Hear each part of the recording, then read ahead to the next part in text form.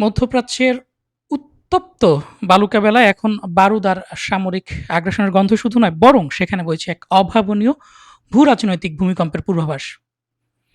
দশকের পর দশক ধরে চলা মার্কিন যুক্তরাষ্ট্র ইসরায়েলের ইস্পাত কঠিন জোটে এবার ধরেছে ভয়াবহ এবং প্রকাশ্য ফাটল। পর্দার আড়ালে স্নায়ুযুদ্ধ পরিণত হয়েছে প্রকাশ্য কাদা ছোড়াছুড়িতে। মিত্রতা রূপ নিচ্ছে চরম প্রতিদ্বন্দ্বিতায়। আসসালামু আলাইকুম দর্শক, আপনাদের সাথে আছি আমি ওমর ফারুক। চলুন শুরু করা যাক। যে যুক্তরাষ্ট্রকে ছাড়া ইসরায়েলের এক কদমও চলার কথা নয়, সেই যুক্তরাষ্ট্রের বিরুদ্ধেই এখন ফুঁসে উঠেছে ইসরায়েল।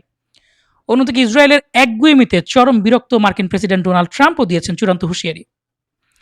ইসরায়েলের কট্টরপন্থী অর্থমন্ত্রী বেজালাল স্মোট্রিচ সরাসরি মার্কিন প্রেসিডেন্ট ডোনাল্ড ট্রাম্পকে আক্রমণ করে তাকে মাত্র ৩৮ কোটি মানুষের একটি ছোট পরাশক্তি বলে চরম তাচ্ছিল্য করেছেন। স্মোট্রিচ ক্ষোভ ঝেড়েছেন, আমরা ইরানকে আরো বড় ধাক্কা দিতে চেয়েছিলাম এবং সেই পথে এগোচ্ছিলাম, কিন্তু ডোনাল্ড ট্রাম্প নামের একজন পার্টনার আমাদের আছেন, স্বাভাবিকভাবেই তার নিজস্ব কিছু স্বার্থ আছে। তিনি স্পষ্ট করেছেন যে আমেরিকার সাথে তাদের স্বার্থের সংঘাত দেখা দিয়েছে এবং এখন থেকে ইসরায়েল শুধু নিজেদের স্বার্থই দেখবে। ট্রাম্পের ইরান চুক্তিকে স্মোট্রিচ সরাসরি বাজে চুক্তি বলে আখ্যা দিয়েছেন। চলুন দেখে আসি স্মোট্রিচের সেই ভিডিওর ফুটেজটি। טוב, עמדתי ידועה. אבל ראש הממשלה לא רוצה. עמדתי אבל ידועה. ראש הממשלה לא רוצה. אני חושב מה זה אני חושב? המציאות מלמדת שאיפה שאין התיישבות לאורך זמן אין צבא. אבל ראש הממשלה לא רוצה. נכון, אני מעריך שזה יקרה. אנחנו עושים מהפכה ביהודה ושומרון, נעשה אותה בעזרת השם גם ברצועת עזה. א', כי זה ארץ ישראל, וב', כי אין ביטחון בלי זה. אתה יודע, זה ההבדל.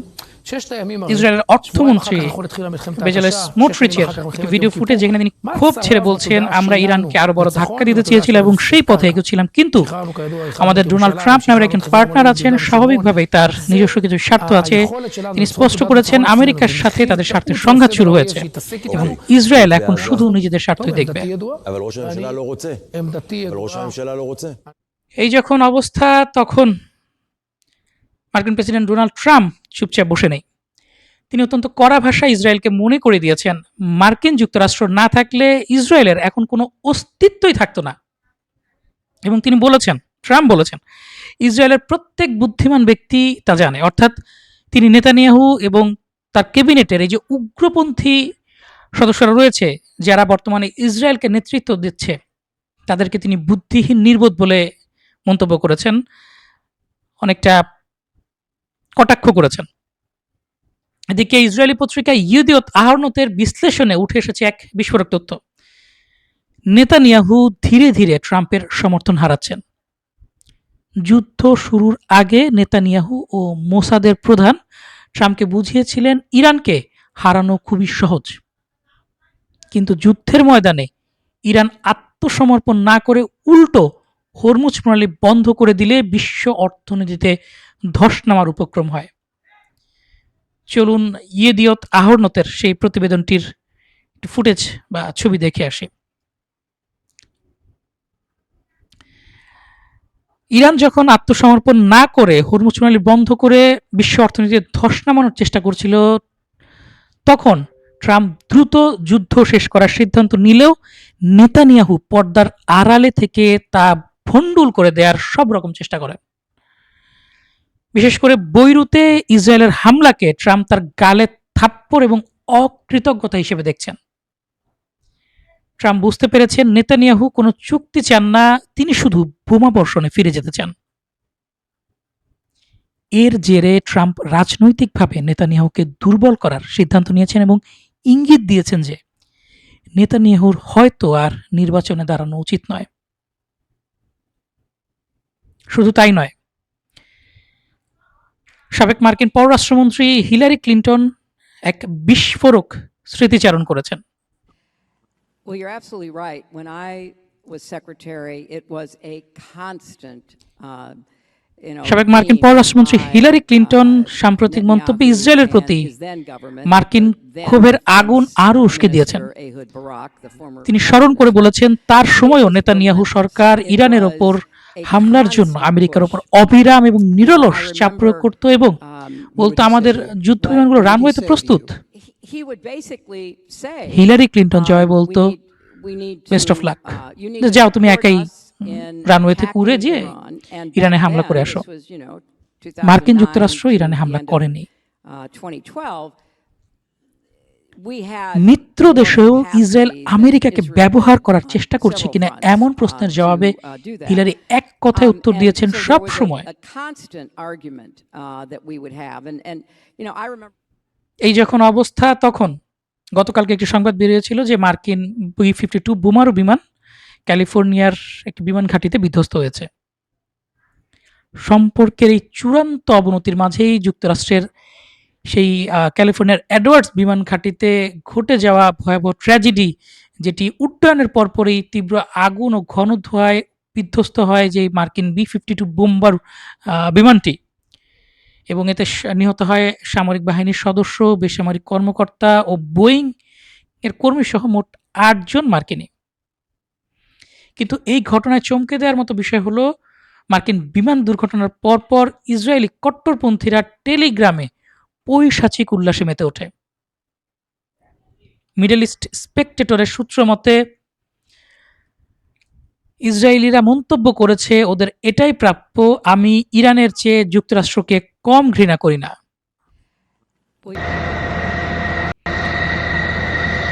দর্শক, B-52 বোম্বার বিমানটি পতিত হওয়ার দৃশ্যটি আপনি দেখছেন, যেখানে যুক্তরাষ্ট্রের ৮ জন নাগরিক নিহত হয়, এবং এরপর টুইটারে পৈশাচিক উল্লাসে মেতে ওঠে কট্টরপন্থী ইসরায়েলিরা।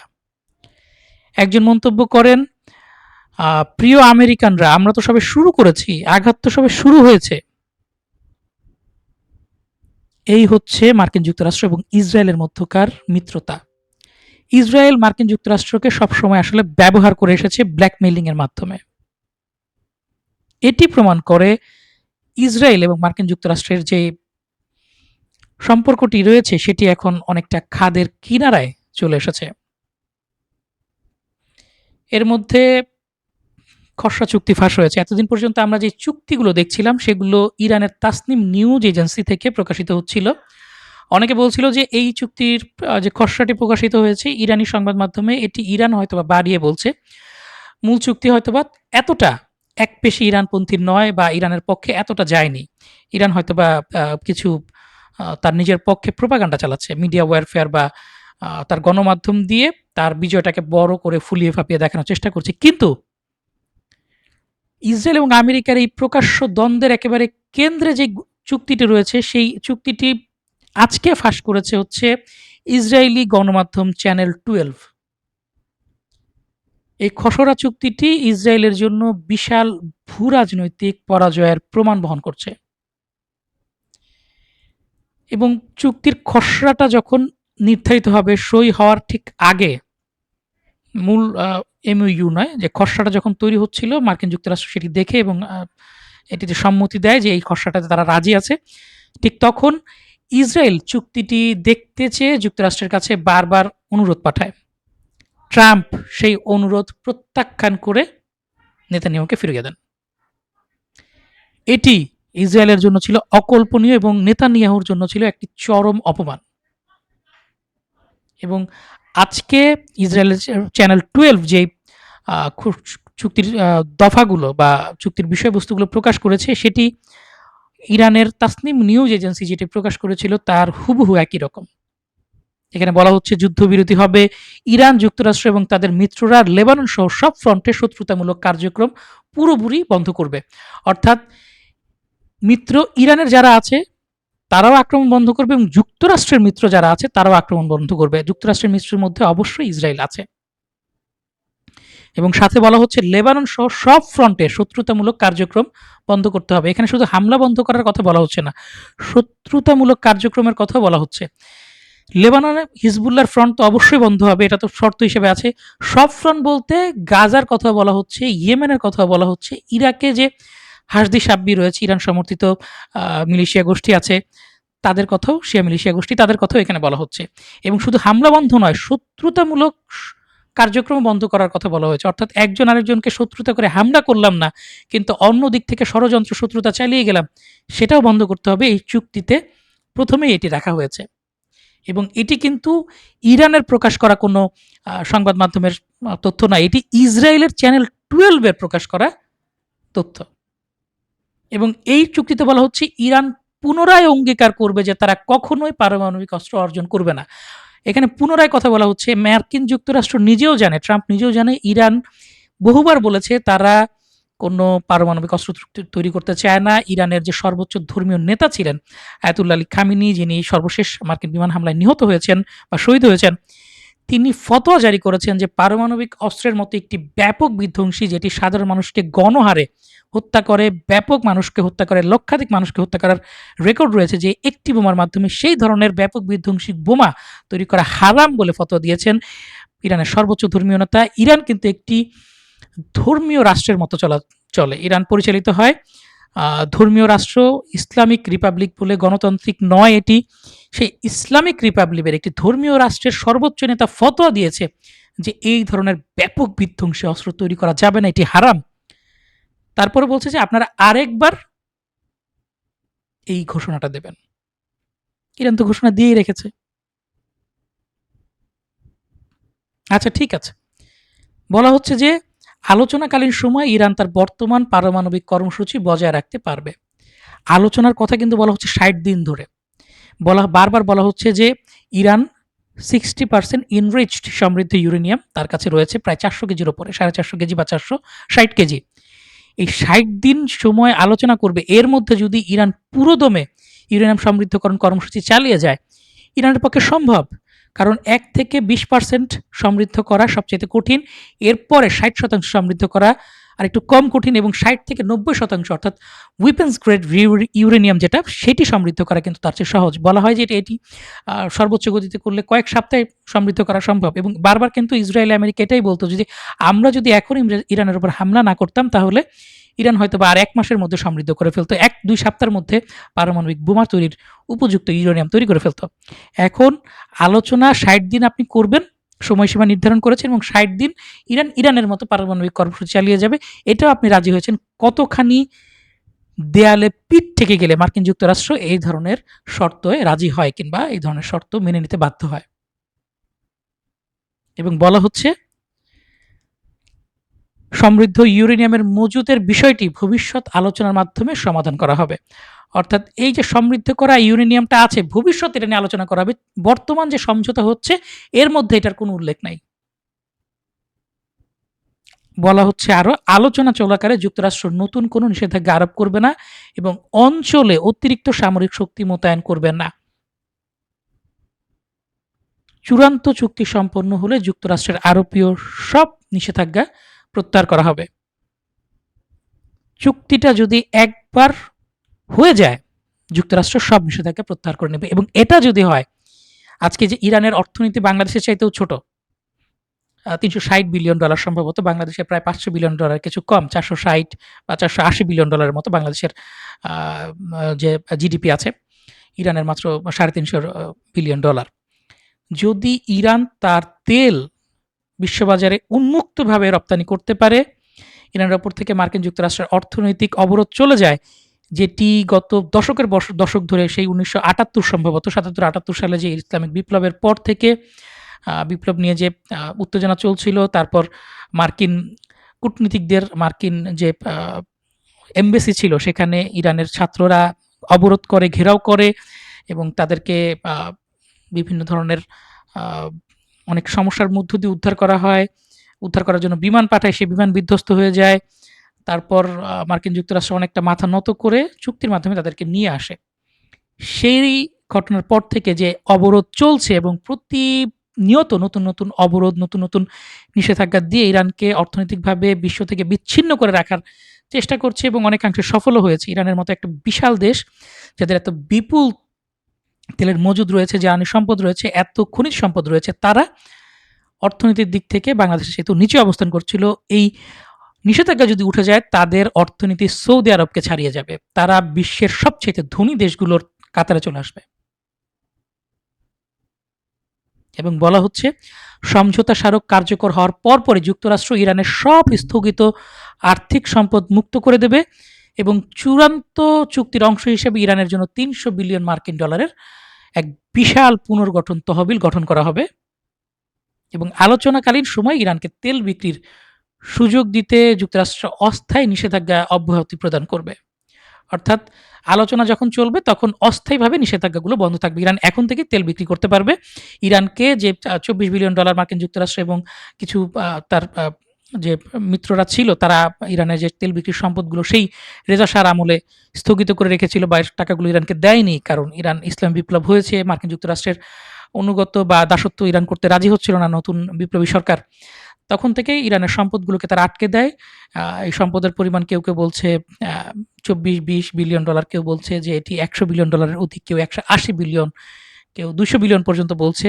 তবে লিখিতভাবে ইরান মার্কিন যুক্তরাষ্ট্রের কাছে 2 বিলিয়ন, কাতারের কাছে 6 বিলিয়ন সম্ভবত, এরকম নিশ্চিতভাবে 28 বিলিয়ন ডলার বা 24 বিলিয়ন ডলারের মতো আছে।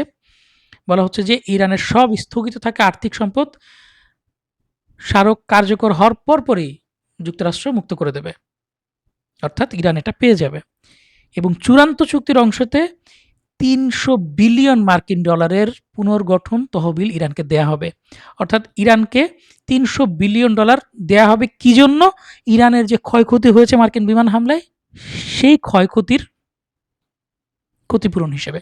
যদি এটি ঘুরিয়ে বলছে যে বাইরে থেকে লোকজন যাবে, ইরানে বিনিয়োগ করবে, এটা বিভিন্ন কোম্পানি বা বিভিন্ন দেশের বিষয়, আমরা তো আর দিচ্ছি না, কিন্তু ইরান এটা পাচ্ছে। 300 বিলিয়ন ডলার, প্রায় জিডিপির সমান ইরানের।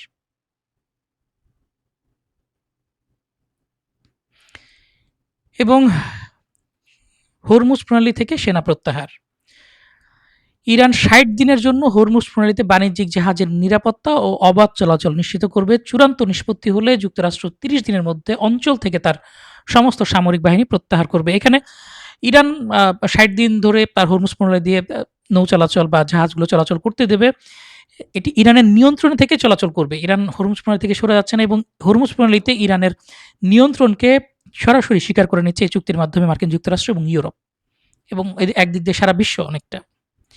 এবং বলা হচ্ছে চুক্তি চূড়ান্ত হলে যুক্তরাষ্ট্র 30 দিনের মধ্যে অঞ্চল থেকে তার সমস্ত বাহিনী, সামরিক বাহিনী প্রত্যাহার করবে। এখন অঞ্চল বলতে কি বোঝাচ্ছে? পারস্য উপসাগরীয় অঞ্চল, শুধুমাত্র উপসাগর থেকে তার যে বিশাল সামরিক বাহিনী আছে সেটিকে প্রত্যাহার করবে, তার যে ফ্লিটগুলো রয়েছে, বিমানবাহী রণতরীগুলো রয়েছে, যুদ্ধজাহাজগুলো রয়েছে, এগুলোকে প্রত্যাহার করবে, নাকি ইরানের চারপাশের সমস্ত অঞ্চলে যেই মার্কিন ঘাঁটিগুলো রয়েছে, বিভিন্ন দেশে মার্কিন যে ঘাঁটিগুলো রয়েছে সেগুলো থেকেও সেনা প্রত্যাহার হবে?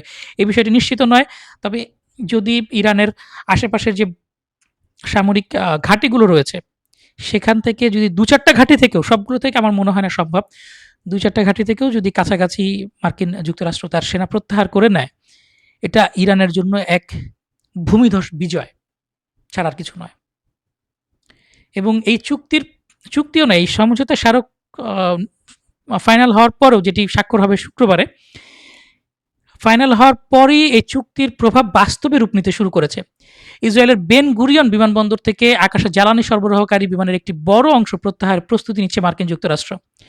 বেন গুরিয়ন বিমানবন্দরে থাকা 72টি বিমানের প্রায় 20%, প্রায় 14-15টি বিমান সরিয়ে নেওয়া হচ্ছে। অন্যদিকে ওয়াল স্ট্রিট জার্নালের প্রতিবেদন অনুযায়ী ইরানের চাবাহার বন্দর থেকে অপরিশোধিত তেলবাহী একটি ইরানি সুপার ট্যাঙ্কার প্রকাশ্যে ওমান সাগর পেরিয়ে গন্তব্যের দিকে এগিয়ে যাচ্ছে। ইরান পূর্ণ মাত্রায় বিশাল আকৃতির সুপার ট্যাঙ্কার দিয়ে তার তেল রপ্তানি শুরু করে দিয়েছে। শুধু তাই নয়, এই চুক্তির বিরোধিতা করায় ট্রাম্প প্রশাসন যুদ্ধমন্ত্রী পিট হেগসেথ এবং সিআইএর পরিচালক জন র্যাডক্লিফকে বরখাস্ত করার প্রস্তুতি নিচ্ছেন, যা প্রমাণ করে এই চুক্তির বিষয়ে ওয়াশিংটন কতটা মরিয়া। ট্রাম্প বলছেন যে ঠিক আছে, আমি চুক্তি করতে গেছি, তোমরা আমার বিরুদ্ধে যাচ্ছ, আমার প্রশাসনের থেকে আমি তোমাদেরকে চাকরি দিচ্ছি, আমার বিরুদ্ধে কথা বলছো, তোমরা ফায়ার, তোমাদেরকে আর রাখছি না। আমেরিকা যখন যুদ্ধ থেকে বের হওয়ার পথ খুঁজছে, তখন ইসরায়েলের কট্টরপন্থী অর্থমন্ত্রী বেজালেল স্মোট্রিচ ধ্বংসযজ্ঞ আর দীর্ঘমেয়াদী দখলের একটা নীল নকশা সংবাদ মাধ্যমে প্রকাশ করে দিয়েছেন। স্মোট্রিচ চরম ঔদ্ধত্যের সাথে ঘোষণা দিয়েছেন, শুক্রবারের পরেও না, লেবানন থেকে কোনো অবস্থাতেই ইসরায়েল সৈন্য সরাবে না। যতদিন হিজবুল্লাহকে নিরস্ত্রীকরণ করা না হচ্ছে, তাতে যত বছরই লাগুক না কেন, ইসরায়েল দক্ষিণ লেবানন থেকে সরবে না, সেখানে অবস্থান করবে এবং তাদের সামরিক উপস্থিতি আরও জোরদার করবে। অর্থাৎ মার্কিন যুক্তরাষ্ট্র চুক্তিতে যেই প্রতিশ্রুতি ইরানকে দিয়েছে সেটা ইসরায়েল মানবে না, প্রকাশ্যে ঘোষণা দিচ্ছেন স্মোট্রিচ। এবং তিনি আরও বলছেন গাজায় ইসরায়েলি বাহিনী প্রায় 70% এলাকা নিয়ন্ত্রণ করছে। আমরা জানি গাজায় ট্রাম্প একটি যুদ্ধবিরতি প্রতিষ্ঠা করেছিলেন এবং বলা হচ্ছিল যে ইসরায়েল ইয়েলো লাইন টানবে, ইয়েলো লাইনের এই পাশে হামাস থাকবে, ওই পাশে ইসরায়েল থাকবে, ইসরায়েলরা আস্তে আস্তে সরে যাবে এবং পুরো গাজাকে উন্নয়নের মাধ্যমে বিশ্বের সাথে যুক্ত করা হবে।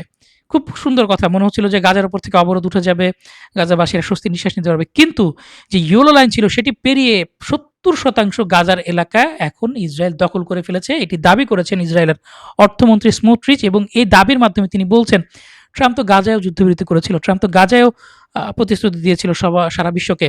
কই, আমরা তো প্রতিশ্রুতি মানিনি, আমরা তো গাজা ঠিকই দখল রাখছি আর দখল বাড়াচ্ছি। লেবাননও এটি হবে। স্মোট্রিচ এটি ঘোষণা করছেন। স্মোট্রিচ জানিয়েছেন গাজায় কোনো পুনর্গঠন হবে না, হামাসকে ধ্বংস করতে নতুন পরিকল্পনা হচ্ছে।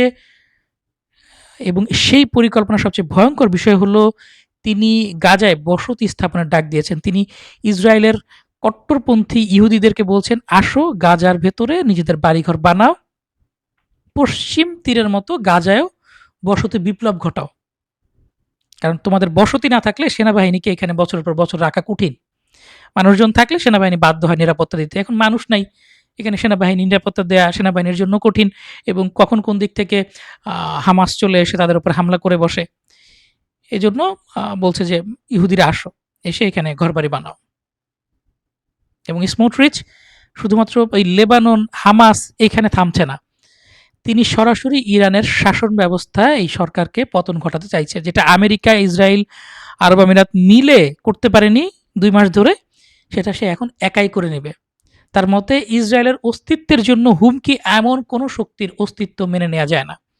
ইরান ইসরায়েলের অস্তিত্বের জন্য হুমকি, ইরানকে মেনে নেওয়া যাবে না, ইরানকে ধ্বংস করবে ইসরায়েল, একাই ধ্বংস করবে। কতদিন যাবত? যতদিন লাগে, শত্রুতা সে আজীবন চালিয়ে যাবে। যেটা কোরআনে বলছিল যে তোমাদের বিরুদ্ধে শত্রুতার ক্ষেত্রে ইহুদিদেরকে সবচেয়ে অগ্রগণ্য পাবা, মুসলিমদের বিরুদ্ধে শত্রুতায় ঠিক একই রকম মানসিকতা কোরআনের কথারই তার প্রতিধ্বনি আমি দেখতে পাচ্ছি। তারা শত্রুতা চালিয়ে যাবে তাদের জন্য যারা হুমকি আছে তাদের বিরুদ্ধে সারা জীবন। এবং তারা যে কারো বিরুদ্ধে হুমকি, তারা যে কারোকে হত্যা করছে, রক্ত প্রবাহিত করছে, শিশুদেরকে হত্যা করছে, ধর্ষণের ভয়ঙ্কর সব রিপোর্ট আসছে ইসরায়েলি সেনাবাহিনীর বিরুদ্ধে, এ নিয়ে কোনো কথা নেই। সারা বিশ্বকে নাস্তানাবুদ করে রাখছে আমেরিকার প্রকাশ্য মদতে, নয়তো ইসরায়েলের মতো একটা লিলিপুট কান্ট্রি বহু আগেই মানচিত্র থেকে মুছে যেত। মার্কিন যুক্তরাষ্ট্র এবং এই ইসরায়েলের মধ্যকার সংকটের সুযোগে ইরান এবং তাদের প্রতিরোধ অক্ষের মিত্ররা নতুন এক আত্মবিশ্বাস নিয়ে ঘুরে দাঁড়িয়েছে।